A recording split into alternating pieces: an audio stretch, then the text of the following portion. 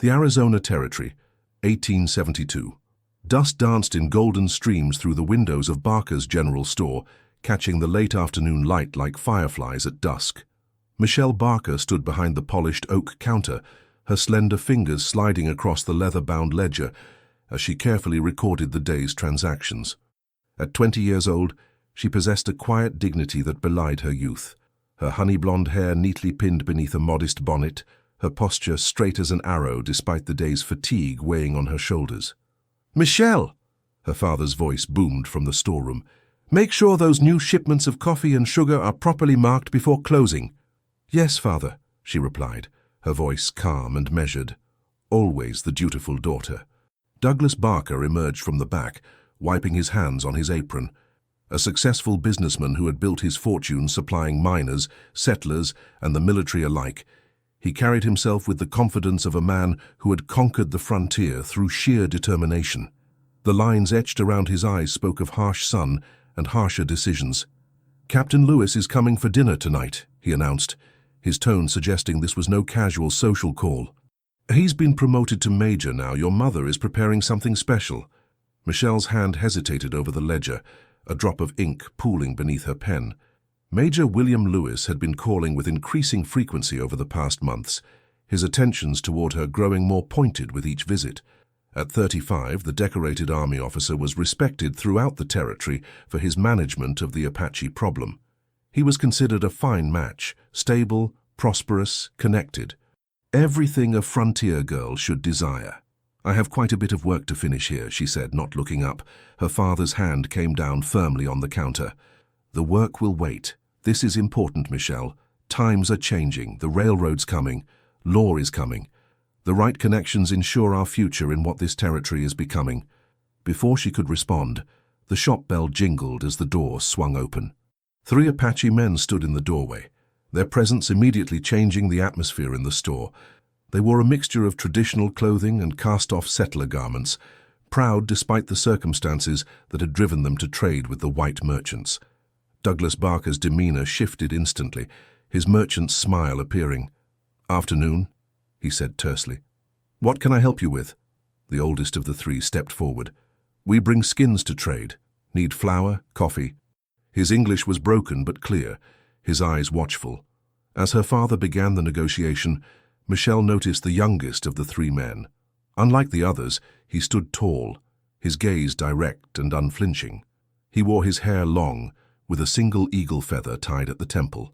A scar traced the line of his jaw, stark against his bronze skin, but it was his eyes that captured her, dark as midnight, intelligent, observing everything with an intensity that made her heart quicken inexplicably. For one breathless moment, their gazes locked across the store. "Michelle!" Her father's sharp voice broke the spell. "Fetch 2 bags of flour from the back." As she moved to obey, she felt those dark eyes following her.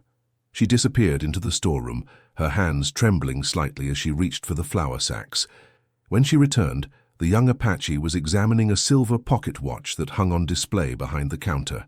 "You like the watch?" she asked before she could stop herself. He looked up, surprise flickering across his features at being addressed directly. "It marks the white man's time," he said, his voice deeper than she expected, his English more fluent than the elders. "My people know time by the sun, the moon, the seasons. Yet you seem interested in it," she observed, setting the flour on the counter. A ghost of a smile touched his lips. "I am interested in many things." "Nahale," the elder said sharply in Apache. "Enough." The young man, Nahale, stepped back, but his eyes never left Michelle's face. There was something in that gaze, a challenge perhaps, or a question she couldn't decipher. After they departed, her father locked the door with a heavy sigh. "Those were from the reservation near White River," he explained unnecessarily. "Scouts for the army, some of them, the only decent ones left. They seemed peaceful enough," Michelle ventured. "Peaceful today, perhaps. But you remember the Sanders family just 3 months ago? Scalped every one of them." He shook his head grimly. "Don't be fooled by civil appearances, daughter. A wolf may walk like a dog for a time, but its nature remains unchanged." That night at dinner, as Major Lewis discussed military strategy and railroad investments, Michelle found her thoughts drifting to dark eyes and a voice that spoke of measuring time by the stars. 2 weeks passed. The summer heat intensified, baking the dusty streets of Willow Creek until the very air seemed to shimmer. Michelle had taken to riding out early each morning, before the sun climbed too high. A small rebellion, a precious hour of solitude before the demands of the store and her parents' expectations closed around her again. On this particular morning, she had ridden farther than usual, following the creek upstream into the foothills where cottonwoods offered blessed shade. Dismounting, she let her mare drink while she sat on a sun-warmed rock, removing her bonnet to let the light breeze cool her neck. "You ride far from town, alone." Michelle startled, nearly slipping from the rock. Across the narrow creek stood Nahal, leading a paint horse. He wore buckskin leggings and a blue military scout's shirt open at the throat. A rifle was slung across his back, but his hands were empty, non-threatening. "You frightened me," she said, her heart racing as she quickly replaced her bonnet. "That was not my intention." He remained where he was, the creek between them, like a boundary neither seemed willing to cross. "Are you following me?" she asked, finding her courage. A flash of amusement crossed his face. "I was here first. This is a place I come to be alone." "Oh." She felt foolish suddenly. "I should go then." "No." The word came quickly. The water and shade belonged to no man. An awkward silence stretched between them. Michelle studied him openly now, noting the way he held himself, proud but watchful, like a hawk perched on a high branch. "You are the daughter of the storeman," he said finally. She nodded. "Michelle Barker." "Michelle," he repeated, the name sounding different in his mouth, like something precious. "I am Nahal. It means strong in my language." "Are you?" "Strong." The question slipped out before she could consider its impropriety. His expression grew serious. "I have survived. That is strength enough in these times." She couldn't argue with that. "Are you truly a scout for the army?" she asked, remembering her father's words. "Sometimes, when it serves my people." His jaw tightened. "The reservation is difficult. Food is poor. Medicine scarce. By helping the Bluecoats find renegade bands, I earn rations for the children, the elders. You don't sound proud of it. Should a man be proud of being forced to hunt his brothers to feed his mother?" The bitterness in his voice was raw, unguarded. Michelle looked down, suddenly ashamed of her fine riding dress, of the prosperity that allowed her daily bread without such impossible choices. "I'm sorry," she said softly. "That was thoughtless of me." He seemed surprised by her apology. After a moment, he stepped into the shallow creek, crossing to her side with the water barely reaching his ankles. Up close, she could see flecks of amber in his dark eyes, the precise line of the scar along his jawline. "Why do you ride alone?" he asked. "It is not safe." "It's the only time I feel free," she answered honestly, surprising herself. Understanding passed between them like a current. For all the differences in their worlds, they recognized in each other a similar constraint. Different cages, but cages nonetheless. "I should return," she said, standing to gather her horse's reins. "They'll wonder where I've gone." Nahal nodded, but as she mounted, he spoke again. "I will be here tomorrow after sunrise." It wasn't quite a question, nor quite an invitation, merely a statement of fact that carried its own weight of possibility. Michelle hesitated, knowing the sensible answer, the expected answer. "I ride every morning," she said instead, and turned her horse toward town. As she rode, she felt his gaze following her, and something unfamiliar and dangerous unfurled in her chest, something that felt remarkably like hope. Through the heat of July and into August, the mornings belonged to them. Michelle would ride out with the first light, her excuses to her parents growing more elaborate. Nahal would be waiting by the creek, sometimes with freshly caught fish or wild berries, sometimes with nothing but stories of his people or questions about the world beyond the territory. They were careful, so very careful, never touching, always maintaining a proper distance, speaking only of safe things at first, the weather, horses, the changing landscape. But as the days passed, the invisible boundary between them began to blur. "Why do you wear that always?" Nahal asked one morning, gesturing to her bonnet as they sat in the shade of a towering cottonwood. Michelle's hand went to the ribbons beneath her chin. "It's proper. Ladies don't show their hair in public. The sun has never seen your hair." He seemed genuinely perplexed. She laughed, a sound that came more easily in his presence these days. Of course it has. Just not often, and not when gentlemen are present. I am no gentleman, he said with a wry smile. No, you certainly are not. The words held no judgment, only a simple acknowledgement of truth. After a moment's hesitation, Michelle untied the ribbons and removed her bonnet. Her honey-blonde hair was pinned up, but several strands had escaped, framing her face in the morning light. Nahale's expression changed, grew serious. Like corn silk, he said softly. Beautiful. The compliment hung between them, simple and devastating in its sincerity. Michelle felt heat rise to her cheeks, but she didn't replace the bonnet. Tell me about your mother, she said, changing the subject. His eyes grew distant. She was a healer, knew the plants, the prayers. She died 3 winters ago, the coughing sickness brought by traders. I'm sorry, Michelle said, meaning it. And your father? Killed by Mexican soldiers when I was a boy. His voice held old pain, but no self-pity. He taught me to track, to hunt, to be a man who stands for his people. Would he approve of you? She hesitated, talking with me. Nahal considered this, his face solemn. He would say a warrior must know both his enemies and his friends, must understand the ways of those who would take our land. Is that what I am to you? A way to understand your enemy? The thought stung more than she expected. At first, perhaps. His honesty was unwavering. Now, I am not certain what you are to me, Michelle Barker, except that I look for your horse each morning with a hunger that has nothing to do with knowing my enemy. The admission shifted something fundamental between them. Michelle looked down at her hands, at the small calluses forming despite her father's insistence that she wear gloves in the store. Major Lewis has asked my father for permission to court me, she said, the words tumbling out. He speaks of marriage before winter. Nahal went very still. The soldier who led the raid on Black Mountain, who burned 3 villages. I don't know what he's done, she said honestly. I only know what my father sees. Security, position, a proper match. And what do you see, Michelle? A cage with gilded bars is still a cage. She met his gaze directly.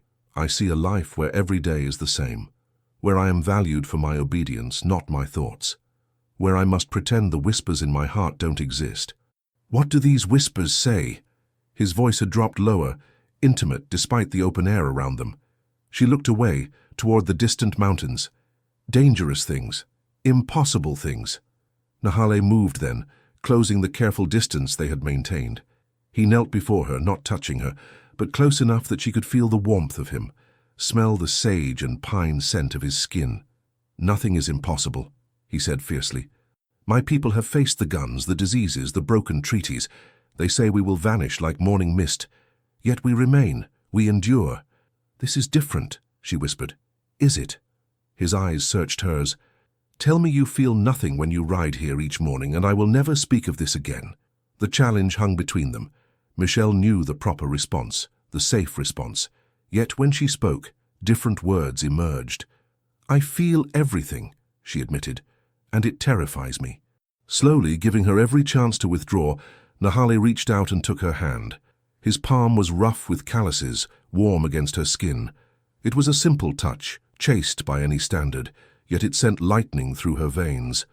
It terrifies me also, he confessed. What lies between us can bring nothing but danger. Then why risk it? She asked, though she made no move to reclaim her hand. Because some hungers cannot be denied, no matter the cost. His thumb traced small circles on her wrist. Because I have seen too much death to fear anything but a life unlived. The truth of his words resonated within her. Michelle had been raised on caution, on propriety, on the certainty that safety came from following the well-worn path. Yet here, with her hand in his, she felt more alive than she had in 20 years of careful existence. A distant gunshot shattered the moment. Nahale was on his feet instantly, his posture alert, listening. Hunters, he said after a moment, relaxing slightly, but a reminder nonetheless. The world does not pause for us. Michelle stood, brushing dust from her riding skirt. I should go. They'll be looking for me if I'm late again. Nahal nodded, but caught her hand once more as she turned to leave. Tomorrow? It was no longer a simple question about a morning ride. It was a crossroads, a choice that would set her on a path from which there might be no return. Tomorrow, she promised, and it felt like stepping off a cliff into open air. The Lewis family's home was the grandest in Willow Creek, a two-story affair with actual glass windows and a covered porch that wrapped around 3 sides. As Michelle sat stiffly in the parlor beside her mother, watching Major William Lewis discourse on territorial politics with her father, she felt as though she were observing the scene from a great distance. "The Apache problem will be resolved within 2 years," the Major was saying, swirling brandy in a crystal glass. "General Crook has a new strategy. The hostiles will be contained or eliminated, and the rest properly settled on reservations where they can be civilized." "Excellent news," Douglas Barker nodded approvingly. "Can't have commerce with savages lurking in the hills. Bad for business, bad for progress." "Precisely." Major Lewis turned his attention to Michelle, his smile revealing teeth too perfect, too white. At 35, he was handsome in a severe way, his uniform impeccable, his posture rigid, even in repose. "Miss Barker, I was hoping you might accompany me to the Founders' Day celebration next weekend. There's to be music, dancing." Michelle felt her mother's encouraging glance. "That's very kind, Major, but I—" "She would be delighted," her mother interjected smoothly. "Wouldn't you, dear?" Trapped, Michelle forced a smile. "Of course." The Major's satisfaction was palpable. "Splendid. I've taken the liberty of ordering some sheet music from back east. Perhaps you might play for us after dinner? I'm told you have quite a talent for the piano." As the evening progressed, Michelle performed her role flawlessly. The accomplished daughter, the potential bride, the silent participant in a transaction where her value was understood by all parties, except perhaps herself. Her fingers moved mechanically across the piano keys, while her mind wandered to a creek bank, and calloused hands and words spoken with unflinching honesty. Later, as the Major prepared to depart, he caught her alone in the hallway. "You seem distant tonight, Miss Barker," he observed, his eyes shrewd. "I trust I haven't offended in some way?" "Not at all, Major," she replied, keeping her gaze modestly lowered. "It's just the heat, I believe. It makes one languid." He stepped closer, his height forcing her to tilt her head back. "I've spoken with your father about my intentions. He is amenable." Michelle's pulse quickened with alarm. "Sir, No need for discussion now," he said, raising a hand. "These matters should progress with proper decorum, but I wanted you to know that I see in you the qualities of an officer's wife: poise, obedience, refinement. You would do well in Washington when I receive my next posting." "Washington?" she echoed faintly. "Naturally. A man of my record won't remain in this dusty territory forever." His smile didn't reach his eyes. "You'll have a fine house, servants, society. Everything a woman could desire. Everything except freedom," she thought. "Everything except choice." "You honor me, Major," she managed, the practiced words tasting like ash. He nodded, satisfied, and reached for her hand. His touch was cool, precise, nothing like the warmth that had coursed through her that morning. When he brushed his lips across her knuckles, it took every ounce of her will not to pull away. "Until the celebration, then," he said, and departed with a sharp click of polished boots on the wooden floor. Her mother appeared from the parlor, face glowing with triumph. "Well done, Michelle. Did you see how he looked at you? By Christmas you could be engaged to the most eligible man in the territory." Michelle said nothing, her hand still cold where the Major's lips had touched it. In the silence of her heart, she made a decision that would have horrified her family had they known. Tomorrow she would ride to the creek again. And this time she would not pretend that what she felt for Nahale was merely friendship. Some prices were worth paying, even if the cost was everything she had ever known. The next 2 weeks passed in a blur of secret meetings and mounting tensions. Each morning Michelle would slip away to the creek where Nahale waited. Each day their connection deepened, conversations giving way to tentative touches, his hand brushing a strand of hair from her face, her fingers tracing the scar along his jaw, their palms pressed together beneath the dappled shade of the cottonwoods. They spoke of impossible things, of worlds where the color of skin didn't matter, where the wounds between their peoples might heal, where they might simply exist together beneath the vast Arizona sky. Nahale taught her words in his language, beautiful words for sunrise, for eagle, for the particular silence that comes just before rain. She taught him to read from a small book of poetry she smuggled from her father's library. It was dangerous, foolish, and more real than anything Michelle had ever known. Meanwhile, in town, whispers of Apache raids grew louder. Settlers spoke of burned homesteads to the north, of missing cattle and ambushed supply wagons. The military presence increased, with patrols riding out daily.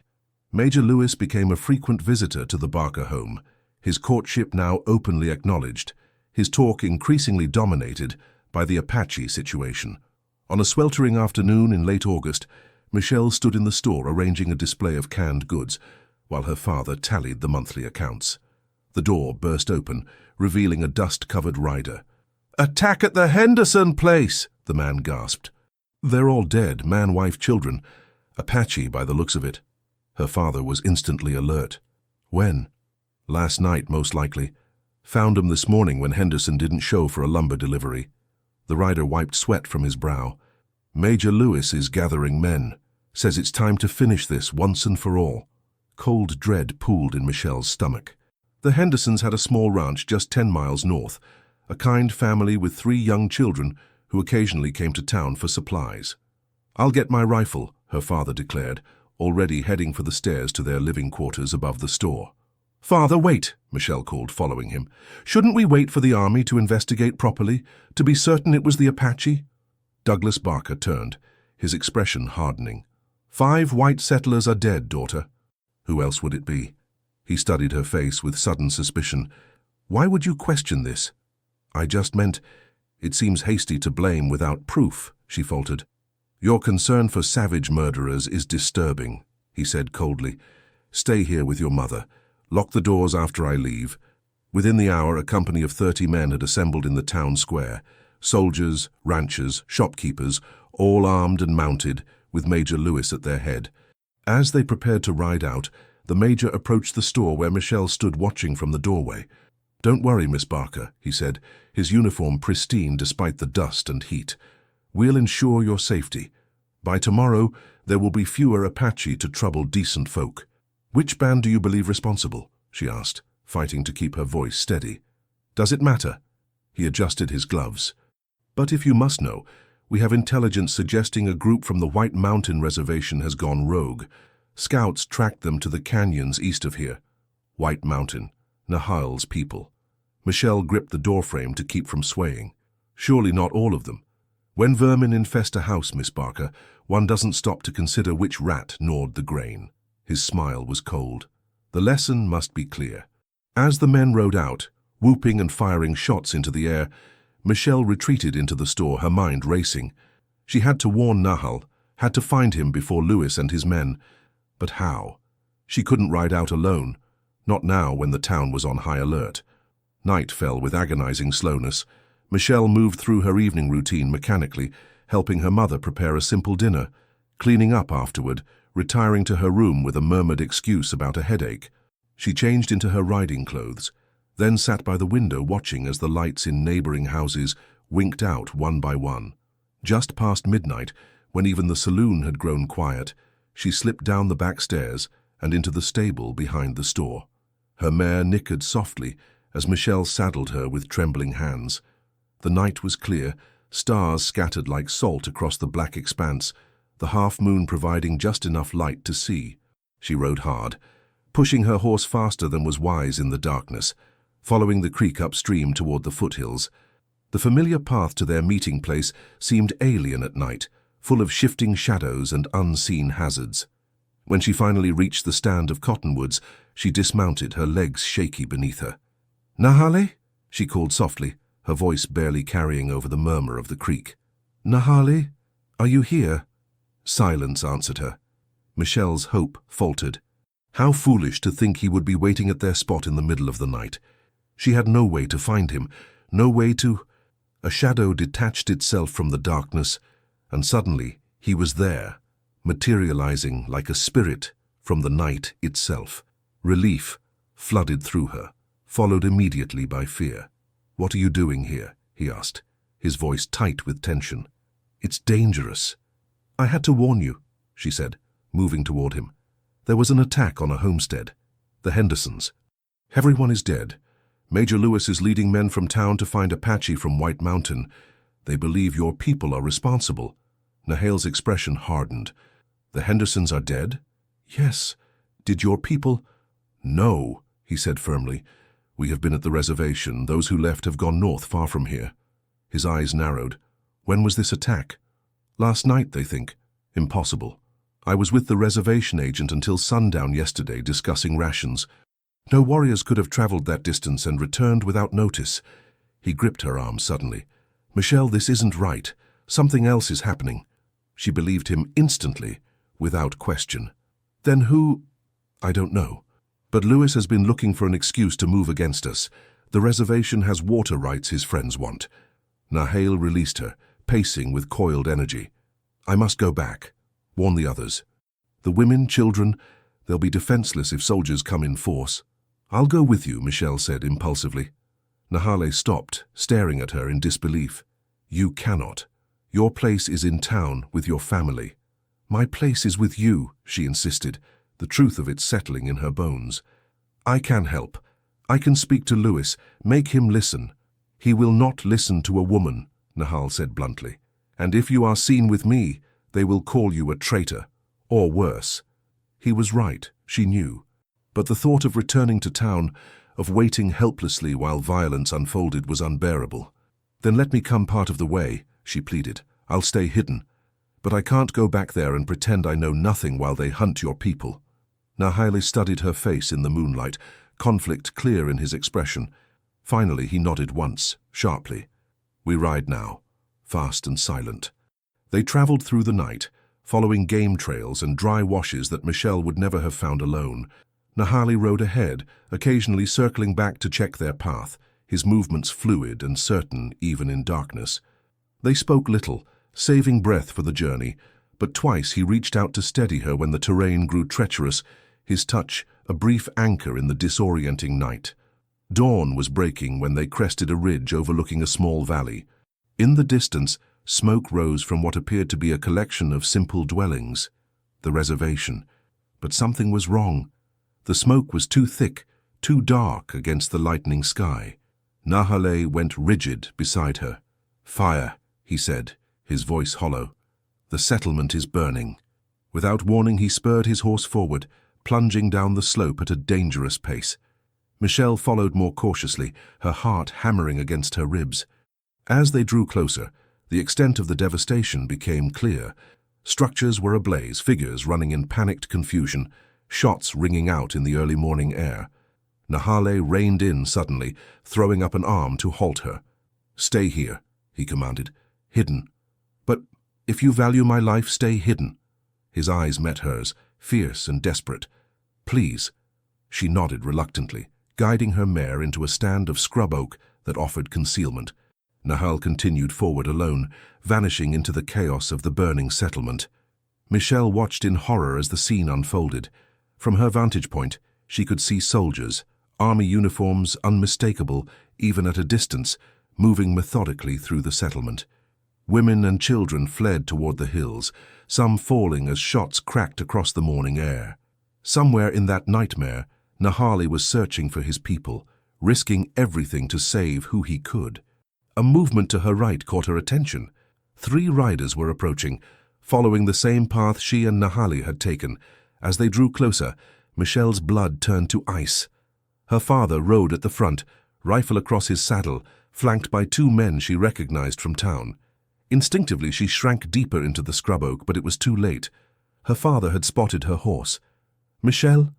His voice carried clearly in the morning air, disbelief giving way to anger as he recognized her. What in the devil's name are you doing here? He dismounted, striding toward her hiding place, his companions following more cautiously. Father, please, she began, emerging from concealment. This is wrong. They're killing women and children. The Apache didn't attack the Hendersons. So you've turned traitor, he cut her off, face flushing dark with rage, sneaking out to warn them ahead of the justice they deserve. His gaze swept over her riding clothes, her disheveled appearance. Horror dawned in his eyes. How long? How long have you been meeting with them? It's not what you think, she said desperately. Isn't it? Her father grabbed her arm roughly. I've seen how you've changed, the questions you've been asking. Fool that I am. I thought it was just a girl's fancies, but this... He gestured toward the burning settlement. "This is beyond imagination." "Mr. Barker," one of the other men called, pointing toward the valley. "There, one of them's coming this way." Michelle turned to see Nahale riding hard toward them, having spotted her confrontation. Her heart lurched with terror, not for herself, but for him. "Nahale, no!" she screamed. "Go back!" Her father's grip tightened painfully. "Nahale, you know his name?" Understanding and disgust contorted his features. "Dear Lord, tell me you haven't—" A shot rang out. One of the men had raised his rifle, taking aim at the approaching rider. Michelle lunged forward with a cry, disrupting his aim. The bullet went wide, but Nahale had seen the threat. He veered sharply, disappearing into a ravine. "Damn it, girl!" the man cursed, shoving her roughly aside. "That was our chance." Her father stared at her as if seeing a stranger. "Get her on her horse," he ordered the men. "Take her back to town. Lock her in her room until I return." "Father, please listen," Michelle begged, struggling as the men took hold of her arms.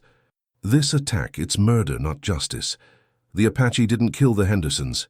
"Enough," Douglas Barker roared. "You've disgraced yourself and our family. When this is finished, you'll marry Major Lewis immediately and be gone from here." "I won't," she said, finding steel in her spine despite her fear. "I can't marry a man who massacres innocent people." Her father's hand struck her cheek, the blow shocking them both. He had never raised a hand to her before. For a moment they stared at each other across a chasm that could never be bridged. "Take her," he said finally, his voice cold with finality, "and make sure she reaches town." As the men forced her onto her horse, Michelle caught sight of movement on the ridge above, a lone figure watching, too distant to help, too close to miss witnessing her shame. Nahale. Their eyes met across the impossible distance, a wordless promise passing between them. Then he was gone, vanished like morning mist, and Michelle was being led away from the smoke and screams, away from the man who had awakened her heart, toward a future that felt more like death than life. 3 weeks passed in a blur of confined misery. Michelle was kept under constant watch, her door locked at night, her movements restricted to the store and home during the day. Her mother alternated between tearful recriminations and practical preparations for a hasty wedding. Her father hardly spoke to her at all, his silence more damning than any words could have been. The massacre at the reservation was hailed as a victory throughout the territory. Newspapers praised Major Lewis for his decisive action against Apache renegades responsible for brutal settler murders. 27 Apache were reported killed, the survivors scattered into the mountains or relocated to more distant reservations. There was no mention of women or children among the dead, though Michelle knew what she had seen. Of Nahale there was no word. In her darkest hours, alone in her room, with only guilt and grief for company, Michelle feared he had perished in the attack. But something deeper than reason told her he lived. She could feel it in the hollow of her chest where her heart still beat, a certainty that transcended logic. He was out there somewhere, perhaps thinking of her as she thought of him. The wedding was set for October 12th, barely a month away.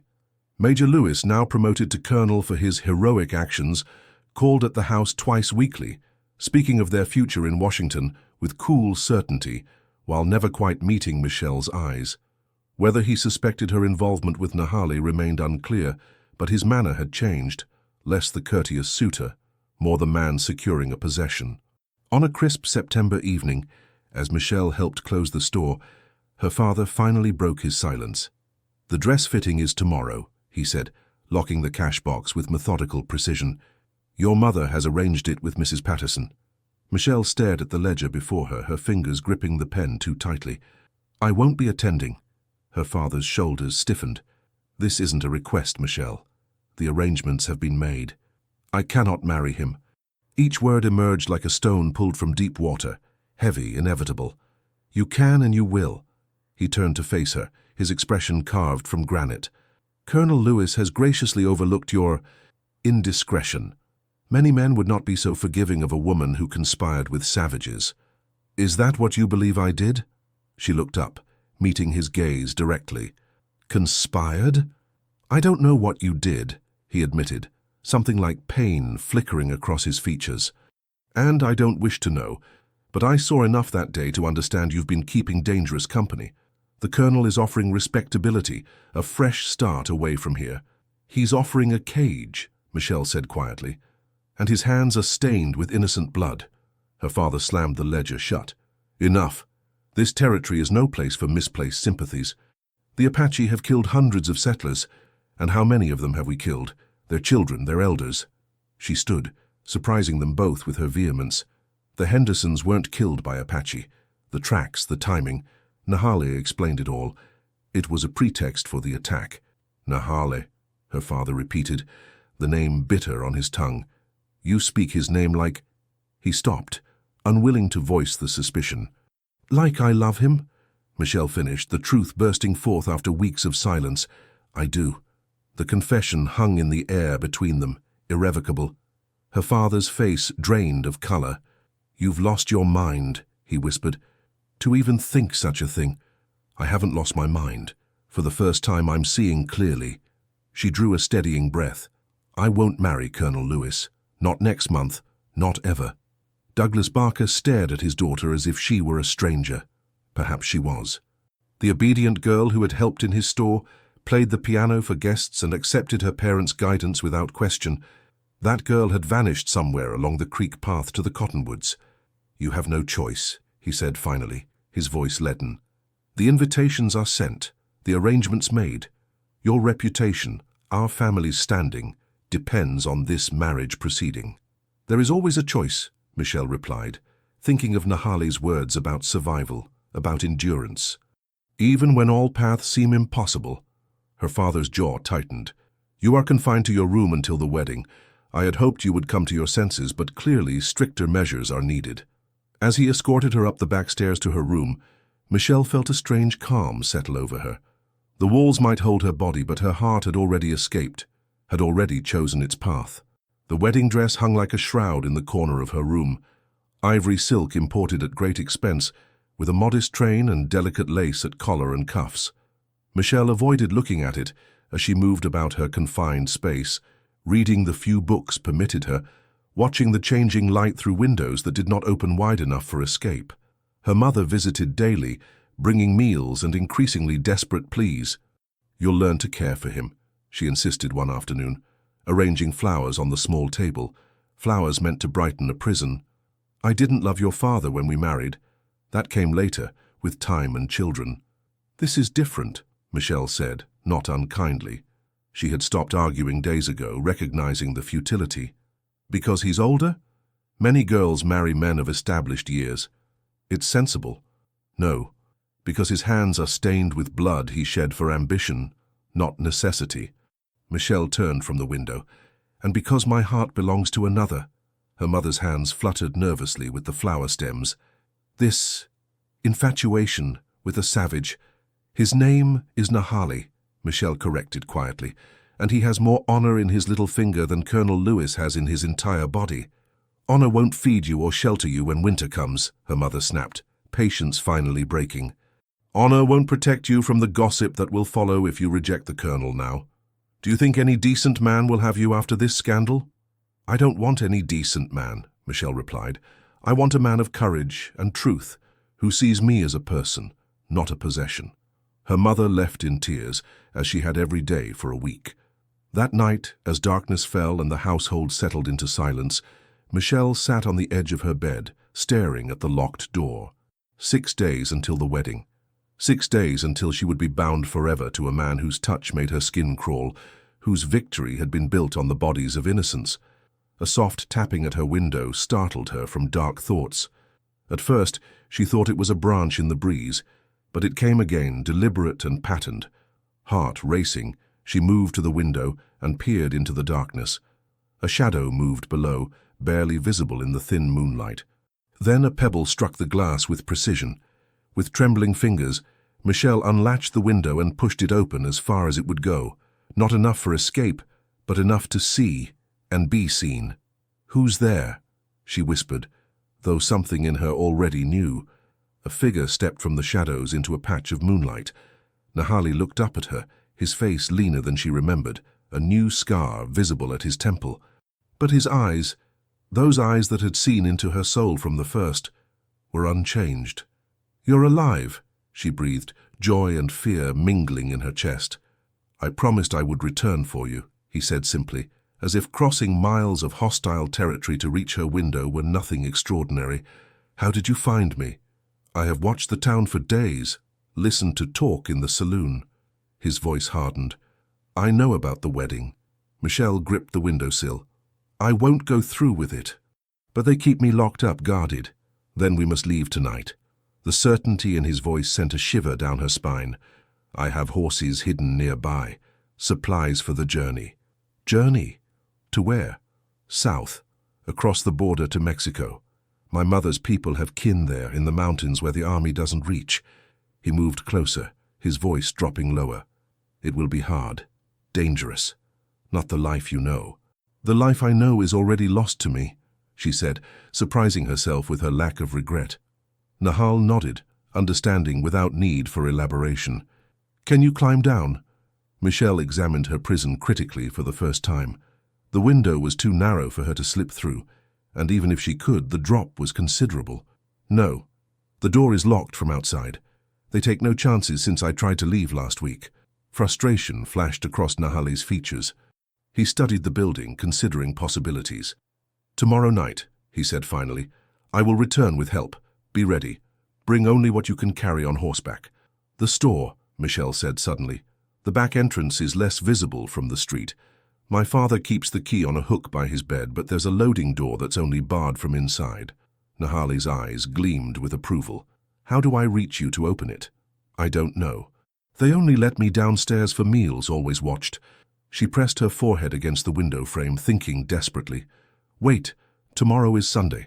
They'll take me to church. It's the only time I'm allowed out. Perhaps during the service." "Too many eyes." Nahali shook his head. "But after, when people gather to talk, that's when attention wanders." A plan formed between them, exchanged in urgent whispers beneath the indifferent moon. When they had covered every detail, every contingency they could imagine, Nahali reached up toward the window. The distance was too great to touch, but Michelle stretched her hand down nonetheless, their fingers separated by inches that felt like miles.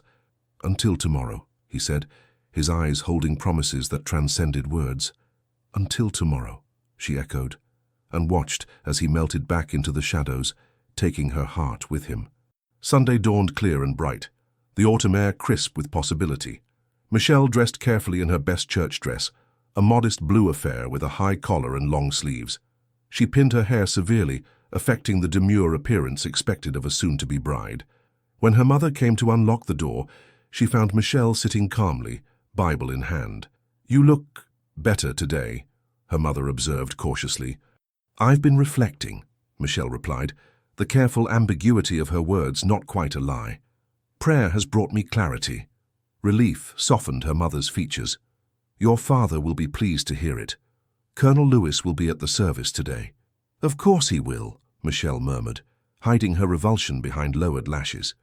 The walk to church was the first time Michelle had breathed fresh air in weeks. She savored it quietly, noting the changing colors of the cottonwoods along the creek, the busy preparation of the town for winter. Her father walked beside her, stiff and formal, while her mother filled the silence with nervous chatter about wedding details. The small wooden church sat at the north end of town, its whitewashed exterior gleaming in the morning sun. As they approached, Michelle's steps slowed involuntarily. Colonel Lewis stood by the entrance, resplendent in his dress uniform, greeting parishioners with practiced charm. When he caught sight of her, his smile tightened almost imperceptibly. "Miss Barker," he said, taking her gloved hand in his. "A pleasure to see you looking so well. I trust the wedding preparations proceed apace." "Everything is in order, Colonel," her father answered for her. "Michelle has had ample time to reflect on her responsibilities." The Colonel's eyes never left her face. "Excellent. Perhaps after the service we might walk together. There are matters I wish to discuss regarding our future home." Michelle forced herself to smile, to play the role one last time. "That would be lovely." Inside, the church was already filling with the respectable citizens of Willow Creek. Michelle followed her parents to their usual pew near the front, aware of the curious glances and whispered comments that followed her.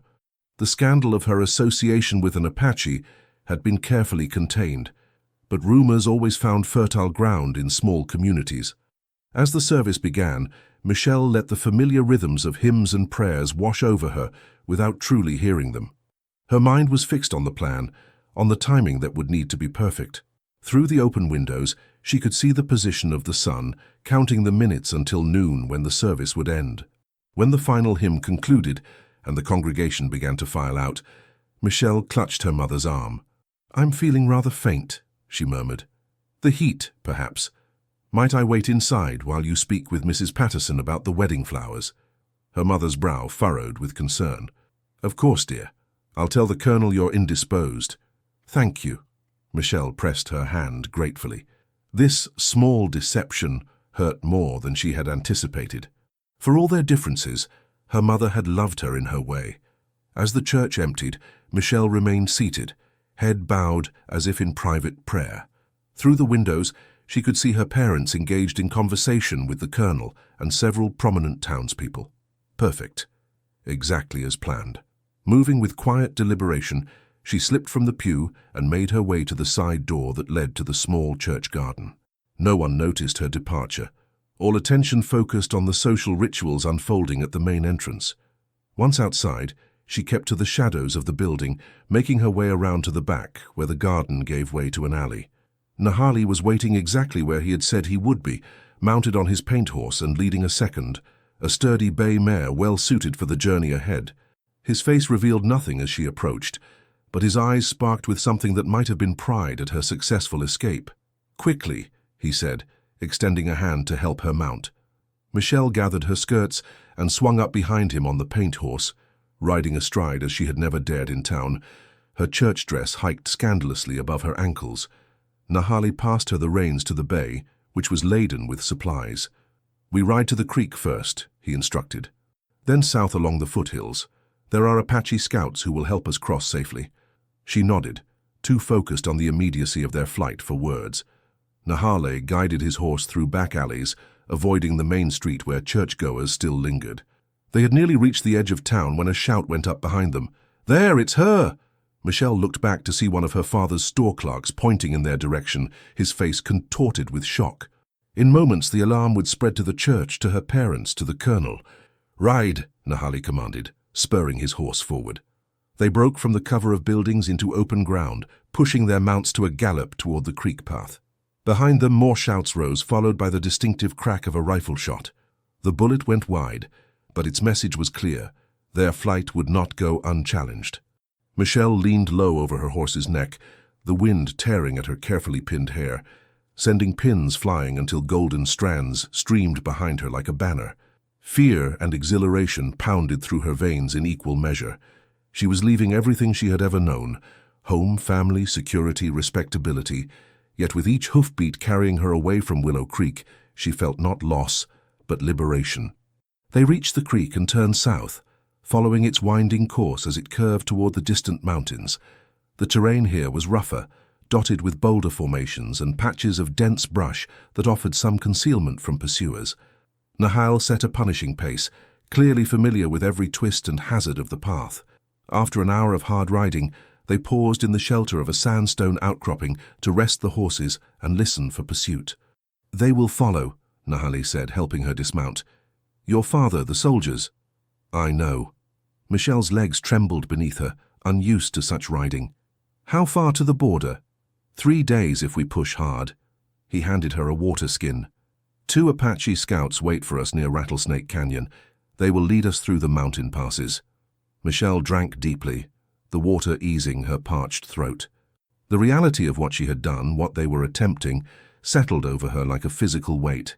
"Are you certain?" Nahali asked, watching her closely. "There is still time to return, to say you were taken against your will." The question surprised her. After all they had risked, that he would offer her this choice spoke volumes about his character, about his love. "I have never been more certain of anything," she said, reaching for his hand. "My life is with you now, wherever that leads." Something shifted in his expression. Relief, perhaps, or simply the acknowledgement of a truth they both had recognized from their first meeting by the creek. He pulled her gently to him, one hand cradling the back of her head, as their foreheads touched in an intimate gesture that felt more binding than any church ceremony. "Then we ride on," he said softly, "together." They mounted again, continuing south as the sun began its western descent. The landscape grew wilder, the creek cutting deeper into the earth until they were riding along the rim of a modest canyon. In the distance, the mountains rose blue against the sky, their destination, their hope. As dusk approached, Nahale led them to a sheltered hollow, where a small spring bubbled from rock, creating a hidden oasis of cottonwoods and willows. Here, he said, they would camp for the night before continuing at first light. Michelle helped unpack the essential supplies: jerky, hardtack, coffee, blankets. Her church dress was torn and dirty now, hardly suitable for the rigors of their journey. Sensing her discomfort, Nahale produced a bundle from his saddlebag. "I brought these," he said, offering what proved to be men's trousers, a simple shirt and a sturdy jacket. "They will serve better than—" He gestured at her ruined finery. "Thank you." She accepted the clothing gratefully. "Turn around." He smiled, the first real smile she had seen from him since their reunion, and obediently turned his back while she changed behind the screen of a willow. The men's clothing felt strange against her skin, but the practicality was undeniable. When she emerged, Nahale nodded approvingly. "Now you can ride properly," he said, his eyes warm with admiration that had nothing to do with propriety and everything to do with the courage her transformation represented. As darkness fell, they built a small, well-shielded fire and shared a simple meal. The tensions of their escape gradually eased, replaced by a tentative peace as they spoke of the journey ahead, of the community in Mexico where they might find refuge, of the life they dared to imagine together. "It will not be easy," Nahale warned, his face solemn in the firelight. "Two worlds meeting is never simple. There will be those who do not accept us." "We've already faced that," Michelle pointed out. "At least there we'll face it together." He reached across the space between them, his fingers intertwining with hers. "Together," he agreed. The word hung between them, imbued with promise and possibility. In that moment, with the fire crackling and the stars emerging overhead, the distance they still had to travel seemed less daunting. They had already overcome so much: prejudice, violence, separation. What were mere miles compared to those obstacles? As Michelle drifted towards sleep, wrapped in a blanket beside the dying fire, she found herself thinking not of what she had left behind, but of what lay ahead. Not a grand house in Washington with servants and society, but a simple life with a man who saw her truly. Not the gilded cage of a respectable marriage, but the wild, uncertain freedom of a path chosen with her whole heart.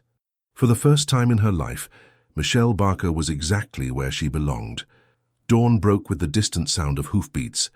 Nahale was awake instantly, moving with silent efficiency to douse the remnants of their fire and gather their essentials. Michelle followed his lead, her body stiff from the previous day's ride, but her mind alert to the danger approaching. "Soldiers," Nahale confirmed grimly after listening for a moment. "At least 6, maybe more." "How did they find us so quickly?" Michelle whispered, securing her saddlebag. "Your colonel knows these lands well." The bitterness in his voice was palpable, "and he has Apache scouts who work for rations and promises." They mounted swiftly, abandoning the sanctuary of the spring for the exposed terrain beyond. Nahale led them deeper into the canyon, following a narrow game trail that wound between towering rock walls. The going was slower here, forcing them to ride single file, but the path offered concealment from eyes scanning the landscape from above. For hours they pushed on, the sound of pursuit fading and then returning as the winding canyon played tricks with echoes. By midday the heat had become oppressive, the sun beating down on the rock walls until the air shimmered with thermal waves. The horses were tiring, their flanks lathered with sweat. "There," Nahale pointed ahead to where the canyon widened slightly, revealing a notch in the eastern wall. "A path to higher ground. We can reach the pine forest by nightfall, if we hurry." But as they approached the notch, a rifle shot cracked through the canyon, the bullet striking rock just inches from Michelle's head. She flinched, the bay mare dancing nervously beneath her. "Into the rocks!" Nahale commanded, already dismounting and pulling his rifle from its scabbard. They took cover behind a fallen boulder, the horses tethered in a shallow depression that offered some protection. From their position, they could see movement at the canyon's southern end, riders approaching cautiously, using the terrain for cover just as they were. 4 soldiers, Nahale murmured, counting. "And 2 others. Your father and the colonel. Michelle's heart clenched. Of course her father would join the pursuit. And Louis. He would not easily surrender what he considered his property. What do we do? She asked, forcing calm into her voice. Nahali checked his rifle, his expression grim. I have few bullets. They will have many. He glanced at the notch in the canyon wall. If we can reach that path, we have a chance. The forest beyond is Apache territory. My brothers wait there to guide us. Then we make for the path, Michelle said decisively. It means crossing open ground, he warned. They will have clear shots. We have no choice. Nahali studied her face, searching for any sign of hesitation or fear. Finding none, he nodded once. I will draw their fire. When I do, you run for the horses, mount and ride for the notch. Don't look back. Don't stop for anything. I won't leave you, she protested. You must. His hand found hers, squeezing tightly. Trust me, Michelle. I will follow. Before she could argue further, he moved to the edge of their cover and fired a shot toward the approaching riders. Immediately, return fire peppered their position, bullets whining off stone. In the confusion, Nahali fired twice more, then shouted, Now! Go! Michelle ran, bent low, her heart thundering in her chest. She reached the horses, untethered them both, and swung onto the bay mare's back. Grabbing the reins of Nahali's paint, she spurred toward the notch in the canyon wall exactly as he had instructed. Behind her, gunfire continued to exchange, the sound echoing madly off the rock walls. She fought the urge to look back, to see if Nahali was following as promised. The path loomed ahead, a narrow track that switched back up the canyon wall toward the promise of forest and freedom beyond. She had just reached the first bend when a familiar voice called her name. Michelle, stop this madness. Her father stood in the canyon below, his rifle lowered, his face a mask of anguish and fury. Beside him, Colonel Louis sat astride his military mount, his expression cold as he sighted down the barrel of his pistol, not at her but at something behind her. Michelle turned in the saddle to see Nahali running toward her, halfway across the open ground between their boulder shelter and the path. In that moment, time seemed to stretch and slow. She saw everything with unnatural clarity, the determination on Nahal's face, the calculating hatred in Louis's eyes, the conflict tearing at her father's features. No! She screamed as Louis's finger tightened on the trigger. Her father moved then, knocking the colonel's arm upward just as he fired. The bullet went wild, striking rock far above Nahal's head. Louis cursed, struggling to bring his weapon to bear again, but the moment's disruption had been enough. Nahal reached the base of the path and began climbing toward Michelle, his breathing harsh but his movements sure. Go, he urged as he neared her. I'm right behind you. Michelle turned her horse back to the path, leading Nahali's mount as they climbed higher. Below she heard shouting, her father and Louis in heated argument, the soldiers awaiting orders. The delay was a gift, allowing them to ascend the switchbacks until the canyon floor lay hundreds of feet below. Nahal caught up to her at a wider section of trail, swinging onto his paint horse with fluid grace. His face was streaked with dust and sweat, but his eyes were alight with the fierce joy of temporary victory. Your father, he said, surprise evident in his voice. He stopped the colonel. He did, Michelle confirmed, equally astonished. I don't understand why. Perhaps he loves his daughter more than he hates her choice. Nahal's expression softened momentarily before returning to urgency. But they will follow. We must reach the forest before dark. They pressed on, climbing steadily as the afternoon waned.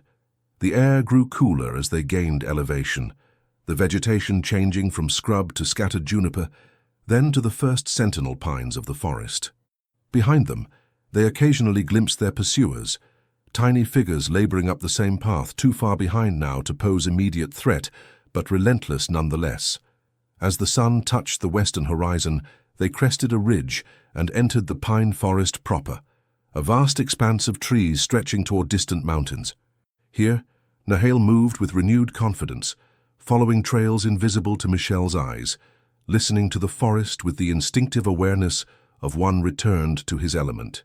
We are close now, he told her as twilight deepened beneath the canopy. My brothers will be watching for us.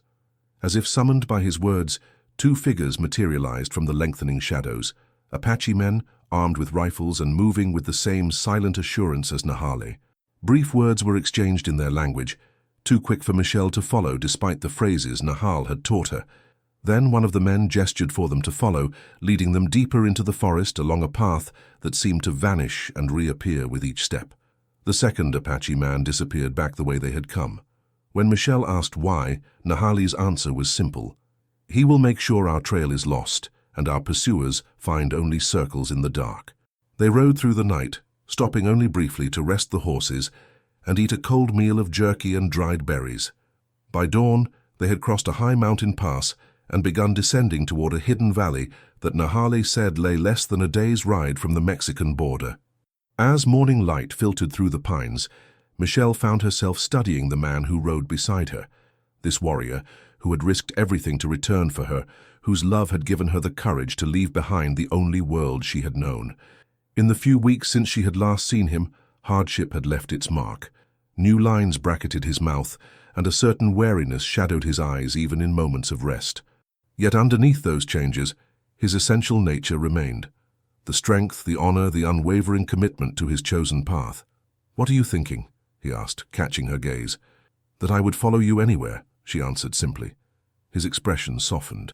"Even to a future uncertain as morning mist?" "Especially there." She smiled, feeling a lightness that belied their circumstances. "The uncertain path is the only one worth walking." They made camp that night in a sheltered hollow near a small clear lake.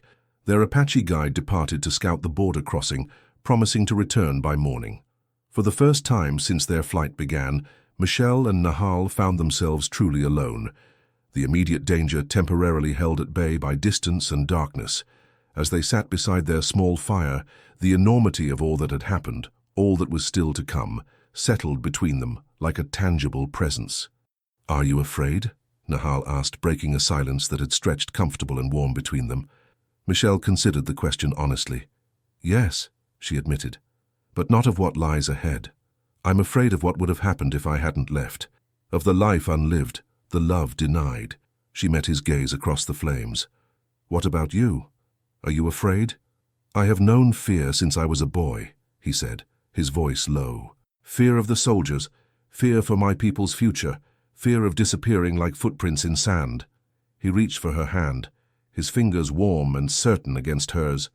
"But now I fear only one thing, that I will fail to be worthy of what you have sacrificed for me." "It wasn't a sacrifice," Michelle corrected gently.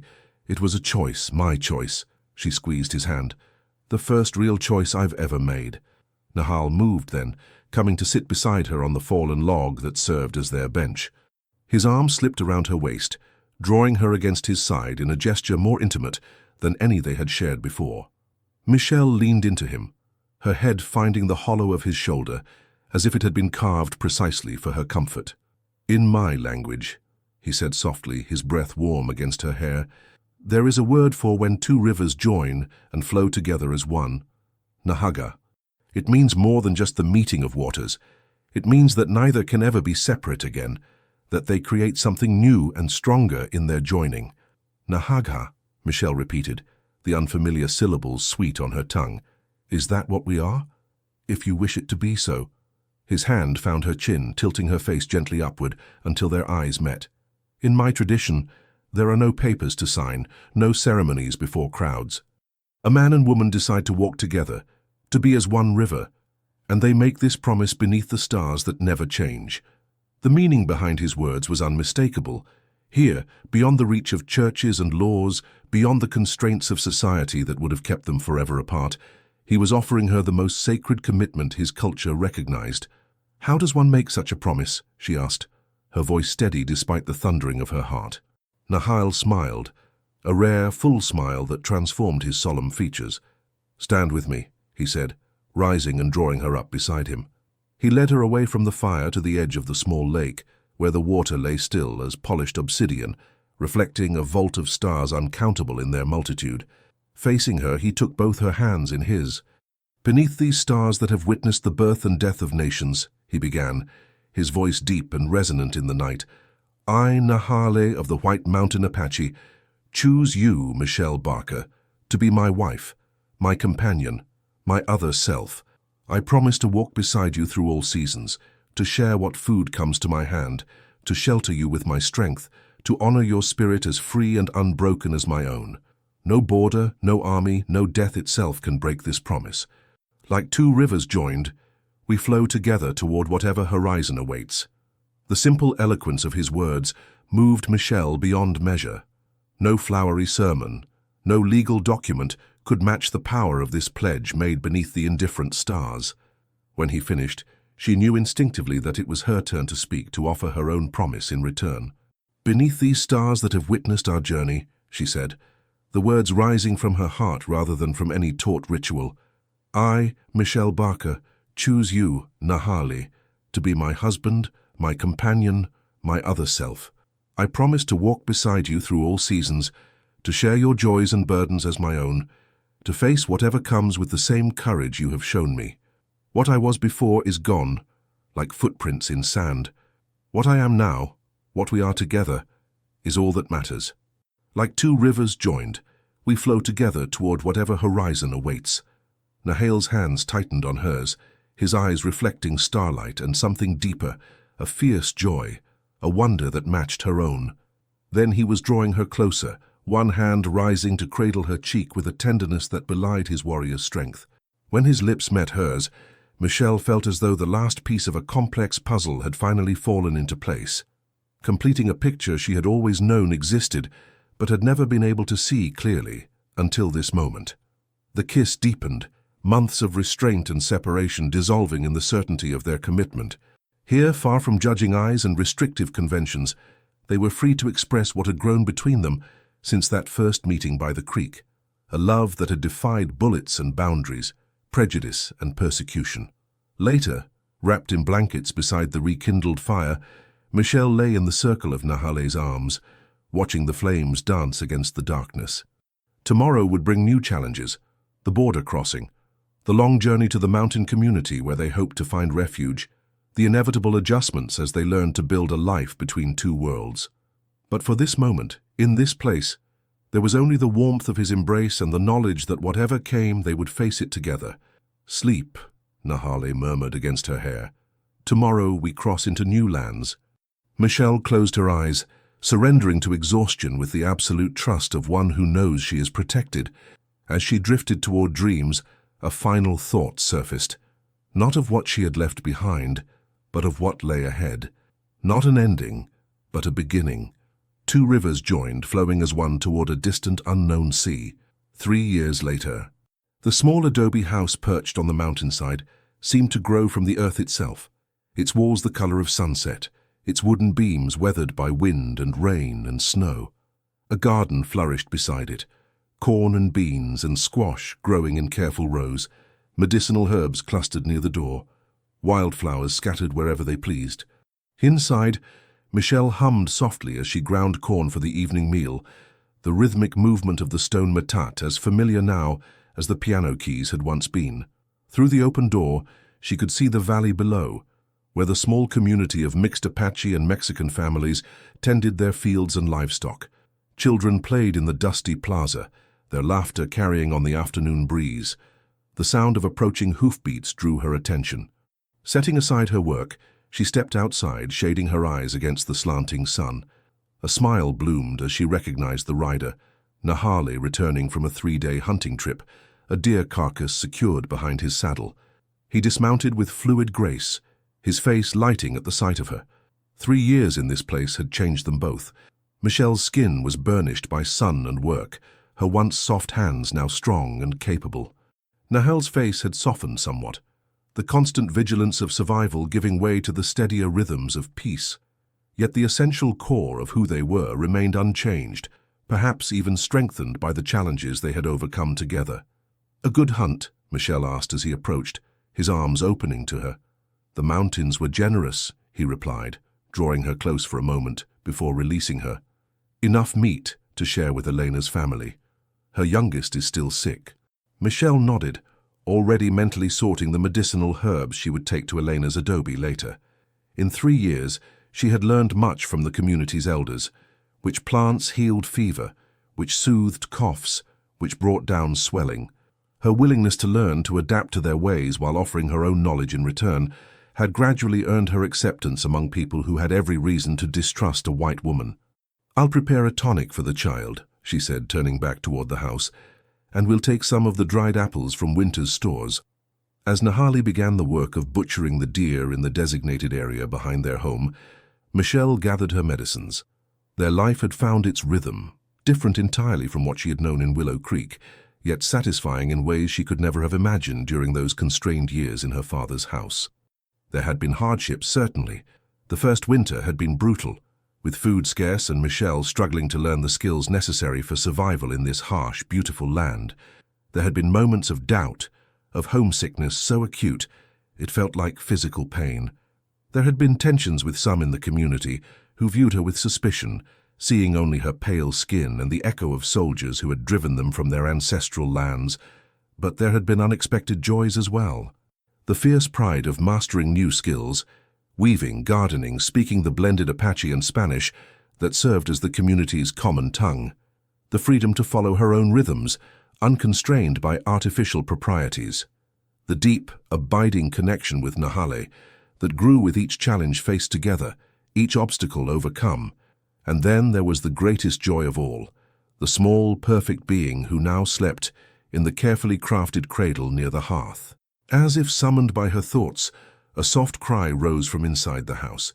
Michelle hurried back through the door to find her daughter awake, tiny fists waving in protest at finding herself alone. At 6 months old, Esperanza was a miracle that merged their separate worlds. Her skin a warm bronze between Michelle's fairness and Nahal's deeper tone, her eyes the same midnight as her father's, but shaped like her mother's.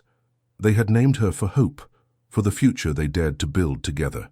"Shh, little one," Michelle murmured, lifting the baby to her shoulder. "Papa has returned with food for our table. Shall we go see?" Esperanza quieted against her mother's familiar warmth, dark eyes wide and curious, as Michelle carried her outside to where Nahali worked. He looked up at their approach, his face softening with the particular tenderness he reserved for his daughter. "Ah, the little eagle has awakened," he said, carefully wiping his hands before reaching for the child. Esperanza went to him willingly, tiny hands grasping at the eagle feather he still wore tied at his temple, now a mark of honor rather than resistance. Michelle watched them together, this warrior who had fought soldiers and prejudice with equal determination, now completely captivated by an infant's smile. The sight never failed to fill her with a happiness so complete it bordered on pain. As Nahali spoke softly to Esperanza in his native tongue, teaching her the words of his people, even as Michelle would later teach her English and the bits of Spanish she had learned, a rider appeared on the trail, leading to their home. Michelle recognized Martin, one of the young men who regularly traveled to the nearest town for supplies and news. "Nahali! Michelle!" he called, dismounting with the energy of youth and important tidings. "I bring a letter. From the north." Michelle's heart quickened. In 3 years there had been no word from Willow Creek from the family she had left behind. She and Nahali exchanged a glance laden with shared concern as Martin pulled a somewhat battered envelope from his saddlebag. "The American at the trading post said to make sure it reached you," Martin explained, handing it to Michelle. "Said it came with a man who had searched many months to find where you had gone." Nahal's posture tensed slightly, the old wariness returning. "What man?" Martin shrugged. "He did not stay. Left the letter and continued south," they said. After Martin departed, declining their offer of food with the explanation that his mother expected him, Michelle stared at the envelope in her hands. Her name was written across the front in a familiar hand, her father's precise script, unchanged by time or distance. "Do you wish to be alone?" Nahali asked quietly, still holding Esperanza, who had fallen asleep against his chest. Michelle shook her head. "No.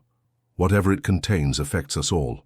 They sat together on the bench beside their door, the same bench where they often watched the sun set behind distant peaks. With fingers that trembled slightly, Michelle broke the seal and unfolded the single sheet within. "My dearest daughter, I pray this letter finds you well and safe, though I have no right to expect an answer after all that has passed between us. For 3 years I have lived with the knowledge of my failures, as a father, as a Christian, as a man of principle. The hardness of heart that drove you away has been my constant companion and harshest judge. Your mother passed last winter, peacefully, in her sleep. Her last coherent words were of you, asking if there had been any word. I could only answer with the truth that has haunted me, that I drove away my only child with blind prejudice and rigid thinking. Willow Creek has changed. The railroad came, bringing new people, new ideas. Colonel Lewis was transferred east shortly after your departure, a result, I believe, of questions raised about the attack on the reservation. The truth of the Henderson murders eventually came to light. It was rustlers from the south, using the chaos to cover their crimes. I have sold the store. At my age, the work became too much without family to share the burden. The new owner is a fair man who employs both whites and Apache, who have returned to the area under the new Indian agent, a man of genuine compassion, unlike his predecessor. I do not ask for forgiveness, Michelle. Some bridges once burned cannot be rebuilt. But I would have you know that your courage, and yes, the courage of the man you chose, forced many of us to examine the foundations of our beliefs. Your departure cast a stone whose ripples continue to spread. The bearer of this letter has instructions to deliver it only, not to seek your location. Your privacy and safety remain paramount. But should you ever wish it, know that there is always a place for you, for both of you, and any family you may have made, in what remains of my life and home. With deepest regret for the past and hope for your future, your father, Douglas Barker. Michelle read the letter twice, then handed it silently to Nahale. As he read, she took the sleeping Esperanza into her arms, studying the child's peaceful features. The perfect union of two worlds, two bloodlines, two ways of being that so many had claimed could never coexist.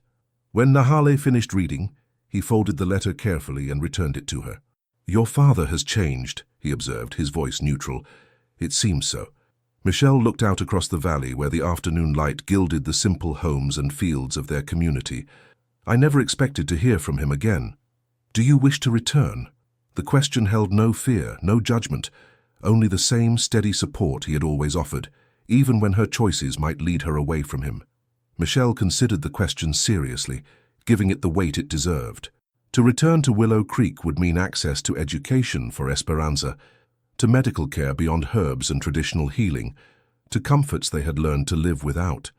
It would mean reconciliation with her only surviving parent, a chance to heal wounds that had festered across years and miles, but it would also mean returning to a world of divisions, visible and invisible lines that separated people by skin and heritage, by wealth and circumstance. It would mean subjecting their daughter to curious stares at best, cruel prejudice at worst. It would mean constraining the freedom they had fought so dearly to win. "No," she said finally, the decision settling in her chest with the weight of certainty. "My home is here now, with you, with our daughter, with this life we've built." She looked up at him, finding in his eyes the same certainty, the same peace. "But perhaps someday we might visit. Let my father meet his granddaughter. Let him see that love can bridge even the chasms we once thought impassable." Nahale nodded, his hand finding hers on the bench between them. "When Esperanza is older, strong enough for such a journey, if the time is right." They sat in companionable silence as the sun continued its westward journey, painting the adobe walls of their home in deepening gold. Esperanza stirred against Michelle's chest, small face scrunching momentarily before settling back into dreams. "He was right about one thing," Michelle said after a time. "What is that?" "Ripples from a stone." She smiled, thinking of the girl she had been, sitting primly behind a store counter, afraid to voice her thoughts or follow her heart. "I never imagined that running away could also be running towards something greater." Nahale's thumb traced small circles on the back of her hand, the same gesture he had used that day by the creek when they had first acknowledged the dangerous current flowing between them. "The Apache have a saying, 'The trail is made by walking it.' We've made quite a trail, haven't we?" She leaned her head against his shoulder, feeling the solid strength that had never faltered, even in their darkest hours. "And we'll continue to make it," he agreed softly, "step by step, day by day." As twilight settled over the mountain, they remained on their bench, the small family complete in itself yet connected to wider circles, the community that had accepted them, the past they had transcended, the future stretching before them like an unwritten story, the borders that had once seemed impermeable, between nations, between peoples, between hearts, had proven as insubstantial as morning mist before the power of a promise kept. No border, no army, no death can keep me, he had sworn. I will return for your hand. And he had. And she had taken that hand and held it through danger and desperation, through joy and sorrow, through the miraculous ordinary days that made up a life truly lived. Together they had crossed boundaries, both physical and spiritual, finding on the other side not the end of their story, but its true beginning. In the deepening dusk, as the first stars appeared above the mountains, Michelle felt a sense of completion that transcended simple happiness. This was what it meant to choose one's path with open eyes and full heart. This was what it meant to love without conditions or constraints. This was what it meant to be truly free.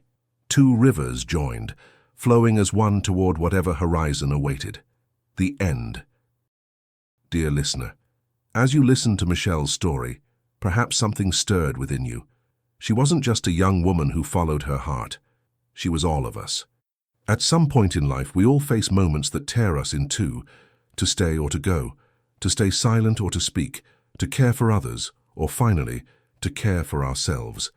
And as the years go by, we learn. There is no age limit for beginning again, no expiration date on freedom, dignity, or love. Michelle left behind everything she knew and found herself. So have you. Through quiet courage, through pain and grace, you've shed fears, expectations, and maybe even parts of yourself, and discovered new strength in return. Because truthfully, youth doesn't make life meaningful. Wisdom does. Tenderness does. The kind of peace that only comes from having lived, wept, and loved deeply.